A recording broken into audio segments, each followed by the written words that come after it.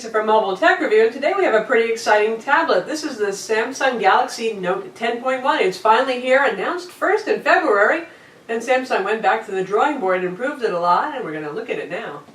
Well, it's finally here, folks. It's August, and the Samsung Galaxy Note 10.1 tablet is available in the US as a Wi-Fi only tablet. It's $499 for the 16 gig and $549 for the 32 gig, and it's available in your choice of deep gray or white. Personally, I would pick the white. It looks kind of nice and appliancey and modern, and the gray one looks a bit more like the Samsung Galaxy Tab 2 10.1, which is, say, a little bit duller, a little bit battleship gray, but hey, it's your choice. It's a good-looking tablet overall. I'd say, yes, it's plastic. Samsung loves their plastics, but they do a nice job of making it look pleasing and pretty sleek. It's 0.35 inches thick, so just a teeny bit over a third of an inch, weighs 1.3 pounds, pretty light. You can see you've got this metal-looking surround on the edges and the front-facing big stereo speakers. Brilliant move there. Samsung revised their tablets to make them obviously look less like the iPad, and in the process they moved the speakers up front, which means you can actually hear them. Good thinking. We have the white bezel here since we have the white model, and take a look at the side view.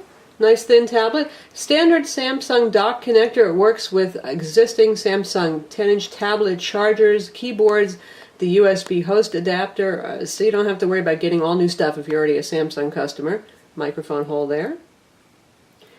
And here we have the Neato S Pen. This is an active digital pen. This is just not a stylus. This is not a capacitive, imprecise pen. This is an actual Wacom digital pen, and we'll get into that in a moment.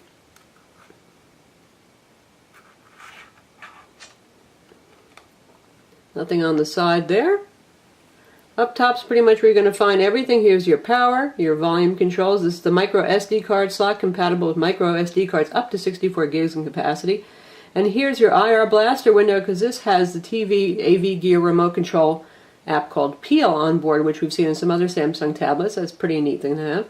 And there's your 3.5mm headphone jack. Nothing on that side either. And the back is glorious shiny white. Not bad looking though.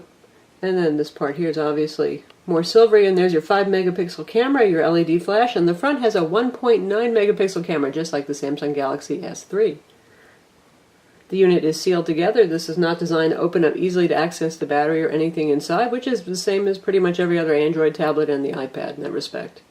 The tablet has a 10.1-inch 1280 by 800 display. Now, some reviewers gave Samsung a hard time for not making this a 1920 by 1200 display, but you know, I think they really had enough work cut out for them doing the active digitizer with pen support right there, and they're also trying to keep the price affordable, so I have no problems with that. It's one of Samsung's PLS displays. It's their answer to IPS.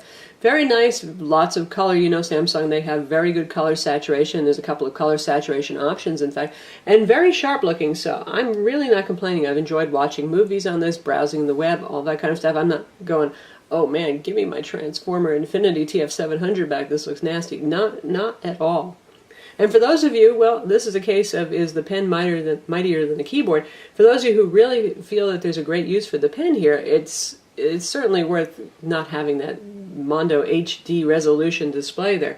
Now, for those of you who really like the keyboard, obviously the Transformer Infinity TF700 and the TF300 as well, with their optional keyboard dock, are going to appeal to you more. So it's really a case of which you want. But anyway, Samsung's accessory keyboard docks work with this. You can use Bluetooth keyboards. So for those of you who do like to have keyboards as well, unless you're looking for that clamshell form factor that turns it into a notebook-looking device, you've got options here for the typing style input. And of course you have on-screen keyboards, and we'll show you that too. This runs Android OS 4.04 Ice Cream Sandwich. I'm sure it's going to get Jelly Bean, God knows when though, because Samsung is usually not super duper fast about getting updates out. It runs on a 1.4 gigahertz quad-core Samsung Exynos CPU. That's pretty exciting. The Galaxy S3 overseas had that, but we never got to have the pleasure of trying out that fast CPU here, so it is indeed a very fast performer. It scored 5349 on Quadrant, which is so far the highest score we have seen from an Android tablet, good going Samsung.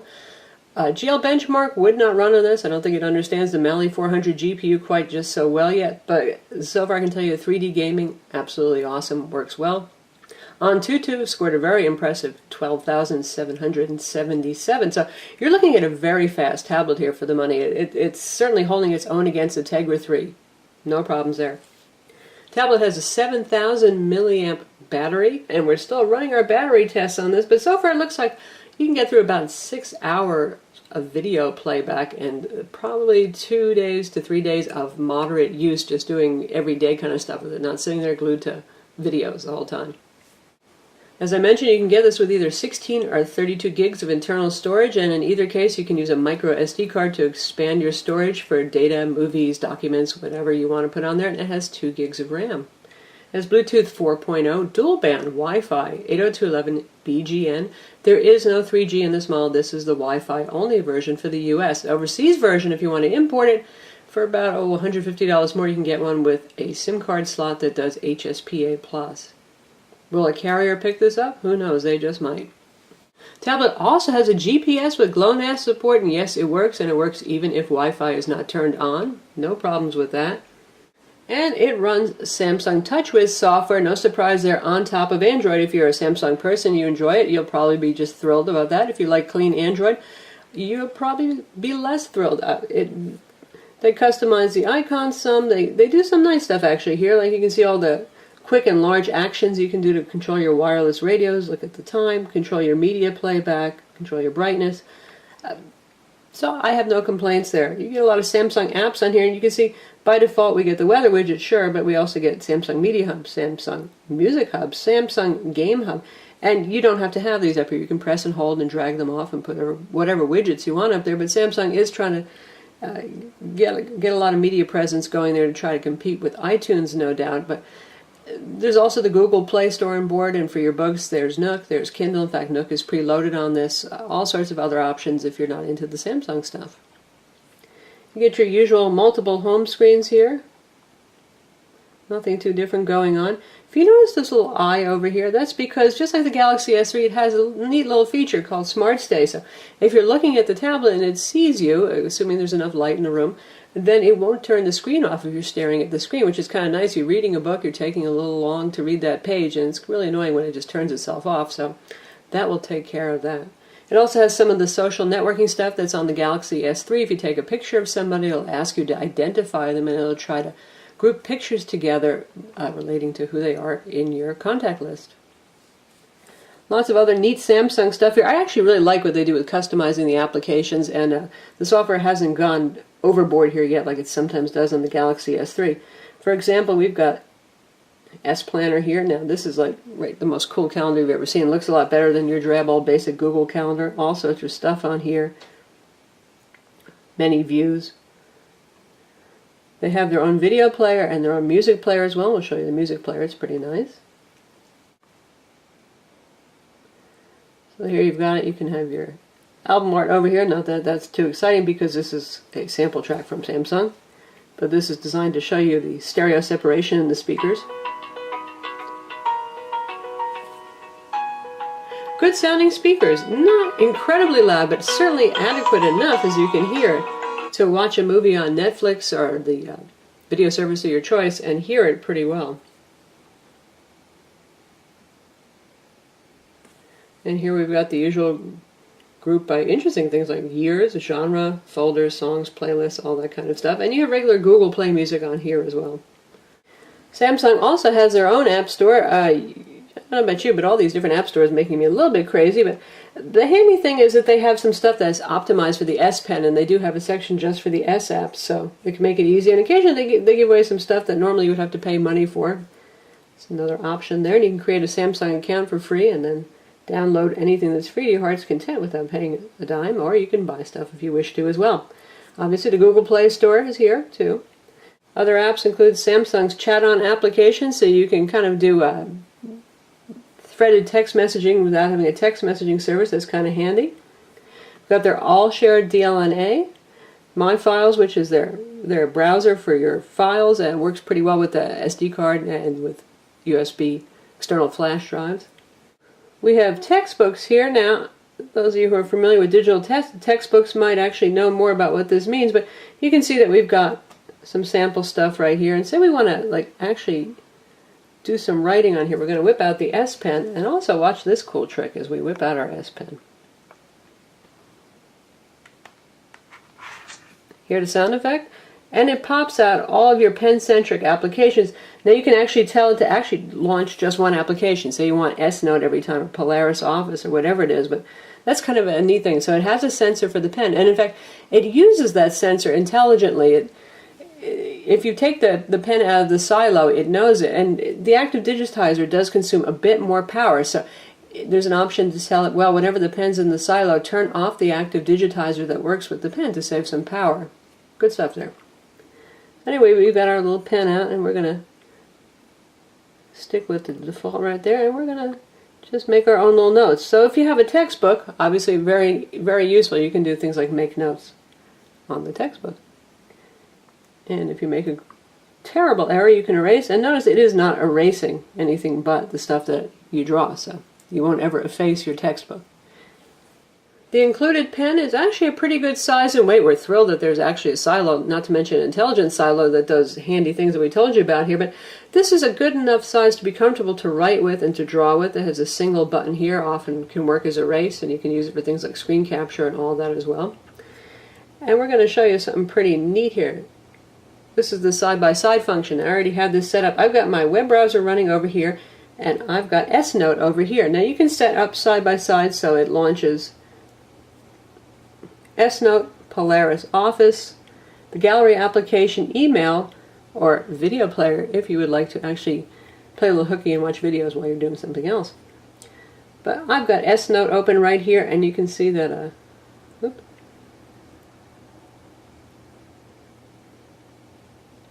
as I pan around my document, I actually just grabbed this picture from this story over here, and then I made my little note to self saying interesting story. And then we've got clipboards here, so you can actually copy more stuff from here. You can copy the URL and put it over here as well. So as I said, I've already copied a couple of things off of here, and if I want to access it, you just be in keyboard mode, bring up the keyboard. There's your on-screen keyboard, and then you see here's my access to my clipboard. And here's all the stuff that I've been taking off of here, including the URL that I copied. So say I thought it was an interesting story, well of course I want to have that URL. Throws it right in there. So obviously this can be incredibly useful. You're doing research on the web, and you can bring over the content you've got over here, type or handwrite whatever you want over there. And given the fact that Android doesn't generally do side-by-side screens, it's a nice job that Samsung did of actually making that possible with several applications. Now let's take a look to see if we want to just go single view there. Here we are in S-Note full screen view, and it has other features like, well, obviously simple things like the eraser. You can make a voice recording, you can throw in a picture from the camera, clip art, maps, also maps very useful there, isn't it? Draw shapes, and it has a shape straightener, so if you can't draw a good circle to save your life, this will help you with that. Ink of all kinds, so you can draw and paint, and this with the equation symbol is the thing we're going to show you right now. If you press and hold on that, you're going to get a choice between writing an equation, using the shape drawer that's going to automatically tidy up your shapes, or doing handwriting recognition. So now we'll try out the handwriting, and don't write a word at a time, because what it does is it glues them all together. Write out a natural sentence, and it actually figures out where to put the spaces. And by the way, there is no delayed recognition like you'll have on Windows tablets where you can write something, circle it, and have it right afterwards. So you just got to go for broke here. And you can see it has palm rejection because my hand is resting on here. And pretty close, not too bad. I'm writing at a slightly weird angle right now, obviously left-handed besides. Generally speaking, it does a pretty good job, and I'm writing at a fairly natural size. I didn't have to write absolutely huge letters, and as I said, you don't want to write one letter at a time or one word at a time. You do want to write naturally. And the fast CPU makes a difference. Compared to the Samsung Galaxy Note phone, this guy is certainly a lot quicker with the hand recognition. I think it helps with the accuracy as well. And if you want to do things like drawing, here's a simple little drawing I did, and just tap over here to bring up your tools. Put it in edit mode by doing that, so you can pan around until you put it in edit mode. And we'll draw a big evil kitty cat over here, keeping an eye on the bird. So it's responsive ink, and it is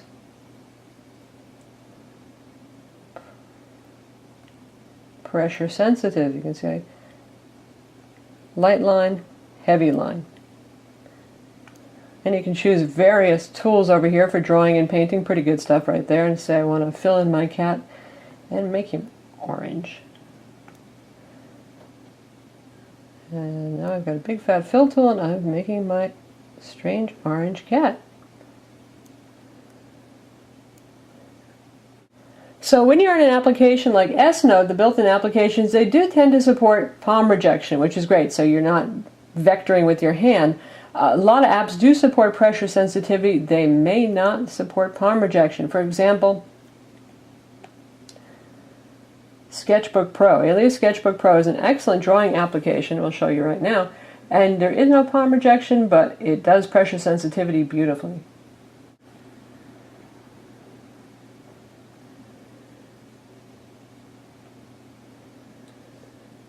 Here we are in Sketchbook Pro, and they just give you a nice open field to draw with.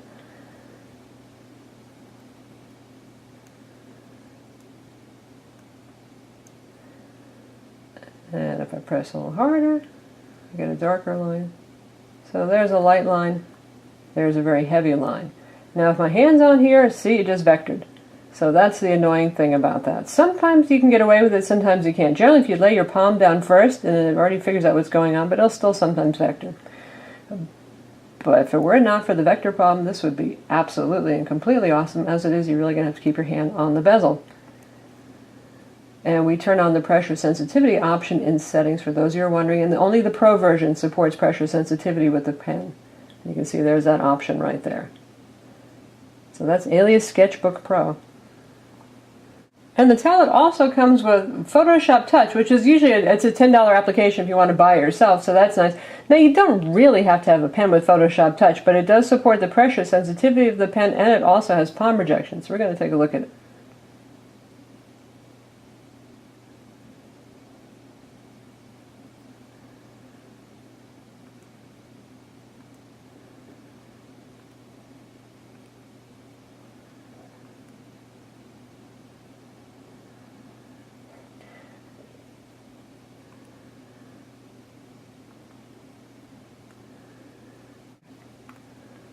So here we've got our pen going, and you can set the size and opacity of it, and we're making an absolute mess of this painting, but big heavy stroke versus a light stroke. Not too much going on with the pressure sensitivity there, but complete palm rejection. I'm resting my hand on the screen and we have no vectoring whatsoever. So for those of you who are graphic artist types and you'd rather not use your finger to do touching up, you got the S Pen here. And also for those who are into the pen and maybe have tried other pen-based Android tablets, of which there are, of course, very few. There's the HTC Jetstream, the HTC Flyer, and the Lenovo ThinkPad tablet. The application Sketch works just fine. Evernote's not enhanced like it is on HTC tablets, so you don't do drawing directly in your Evernote notes, but you can use Sketch and attach those to your Evernote notes. And there are actually a small number of very good applications for writing. This one right here, EndNote HD, this is actually available for free on the Samsung app marketplace, and you get this kind of notebook thing going on here. You can erase, you can write. It works very nicely, and this can actually save as image or save as PDF.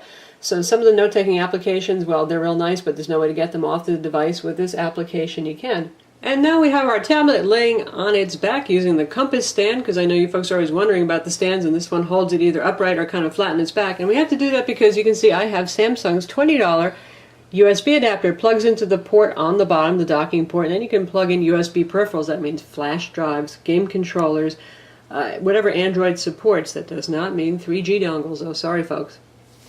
Also, Samsung supports FAT32, so that means flash drives are good. But for hard drives, it does FAT32, not NTFS, so keep that in mind. Anyway, why do we have this Logitech game controller attached? Because we're going to check out Grand Theft Auto. Alright, so we're about to start our reckless driving endeavor. Again, using this controller right here. Radio Love Media Station, just one of 9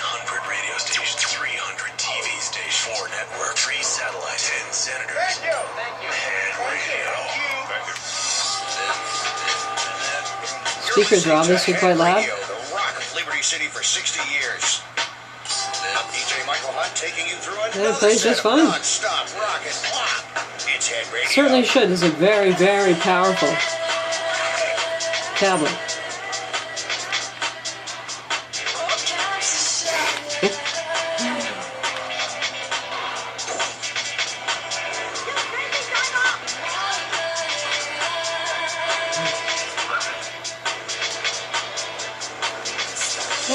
No problems whatsoever, other than with my driving skills today. And now just to show you more USB stuff, we've got a flash drive here. Going to plug it into our little adapter. And we're going to check out my files, and we'll see our USB drive right there, and it shows me all of my storage items right there. So I've got it photographed there. Looks good. And let's check out a PDF. We're going to use Adobe Reader. As you can see, Adobe has annotation capabilities, handy if you've got the pen right here. So we can mark up our PDF to our heart's content. We can sign contracts, all that kind of stuff with the PDF viewer. Nice. And we've also got an HD movie trailer, 1080p on the flash drive, so let's see how it plays off of that.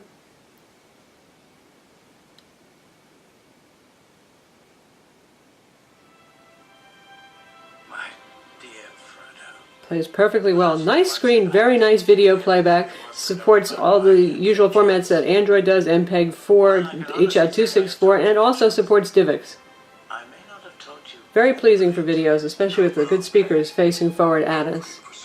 And as I mentioned, it does Netflix too. Other things we like about the tablet, it has that Peel AV remote to control your home theater gear with the IR Blaster. Kind of a neat feature there.